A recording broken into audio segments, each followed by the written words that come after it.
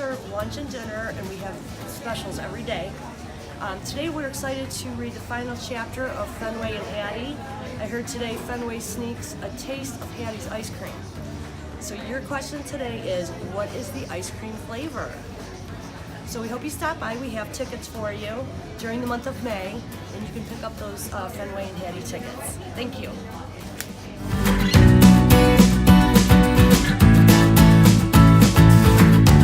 Hi students, I'll be reading chapter 20 from your Fenway and Hattie book that you've been reading. The next morning we head out to walk, but something's different. Instead of turning up the street as usual, Hattie and Food Lady go in the opposite direction. Is this the way to the dog park? My nose gets busy sniffing for clues. And right away I find some. In the grassy park next door, I smell golden retriever and another breed I can't quite identify. Goldie? Patches? Is this where they live? My tail starts going berserk, and with good reason. Hattie and Food Lady turn into the front walkway. I pull them towards the house. The door opens, and out steps Muffin Lady and Angel, and more good news. Goldie and Patches on leashes. Woohoo! My whole body wiggles with excitement. "What's up, ladies?" I say. Our noses and tails go wild with friendly greetings. I almost can't believe it, Goldie says as we bound down the porch steps. Angel's coming on a walk with us after all this time. I'm so full of hope, Patches says in her lovely voice. Maybe our precious Angel isn't lost to us after all. Never lose hope, I say proudly. I didn't, and now I have my Hattie back. What could have happened, Goldie says. Get this, I say. Turns out she was changing all right into a squirrel. Horse, the ladies gasp. Yeah, and it was pretty frightening, but luckily I saved her in the nick of time. You saved her, Goldie says. What did you do? Patches says. It was nothing, just doing my job. Tell us, Patches says. Let's just say I can be pretty ferocious when I put my mind to it. Goldie looks like she wants to disagree, but thinks better of it. Wow. Fenway, Patches says in her loveliest voice, you're a hero. Oh, shucks. The humans get busy yapping as we head into the street. Goldie and Patches do not think this is a bad idea, and I confess I'm getting used to it. The humans turn and go in our usual direction. I hope the ladies don't think we're heading back. We're headed somewhere. I'm tempted to tell them the good news, but we're not going anywhere cool like the dog park. I don't want to fool our perfect day. As we stroll up the street, I can't help thinking this is the way it should be, walking together like a family. We're in the zone, ears back, eyes straight ahead, except for the humans, who are chatting, not looking where they are going, and dragging on the leash. In other words, not behaving at all, but somehow it's okay. When we pass by the grassy park and with a perfectly still dog, he's still there, ears perked high, gaze fixed, carrying the same flowers in the exact same spot, like he's never even moved. What do you suppose is his deal? I asked the ladies. What? They both say at the same time. Him. I cock my head towards the perfectly still dog. Goldie and Patches exchange glances. They must be as perplexed as I am. Patches looks like she wants to say something, but doesn't. Then Goldie says, Fenway, you've got an interesting way of looking at things. Thanks, I guess. We pass a few more grassy parks, trees, and bushes, then stop at a driveway where Lady Human is rubbing sudsy water on a car. Food Lady and Muffin Lady chat with her while a short human skips across the grass, her black silky hair bouncing behind her. She plops beside me and strokes my head. Aw, she coos, puppy. Clearly, this short human appreciates a handsome dog. I lick her cheek and she giggles. She smells like glitter and glue. She smiles at the short human. Zara, she says. Hattie nudges Angel, her eyes wide. She smells like she's getting an idea. Further up the street, my ears pick up a familiar sound. Tinky, tinky, tink-a-too. That musical trucks. It's headed straight for us. Hattie and Angels must recognize it too because their energy surges.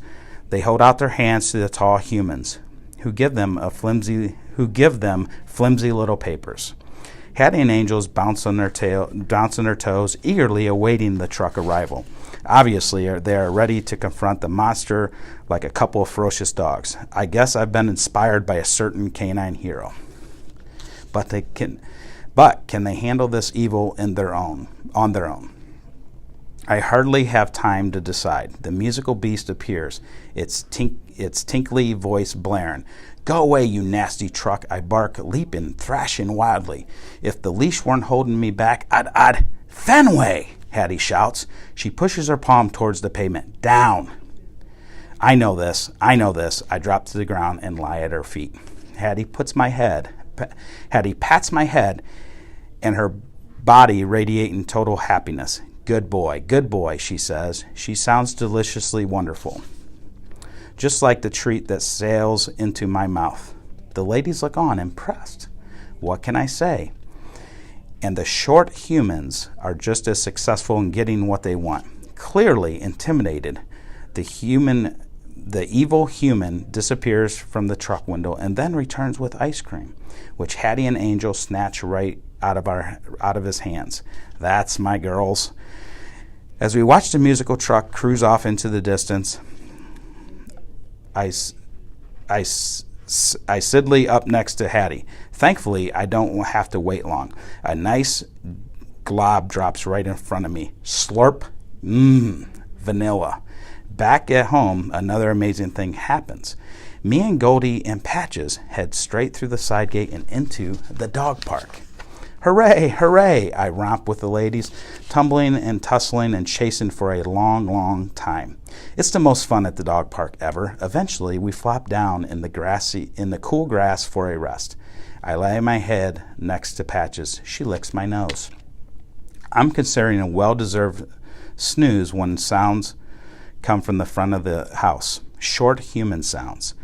The ladies spring up. We all flock to the side gate to investigate. The short human we met on our walk is skipping up the driveway, a sparkly headband on her head. Hattie and Angel are rushing to greet her. Zara, they cry. Hattie's waving. She's holding the jump rope.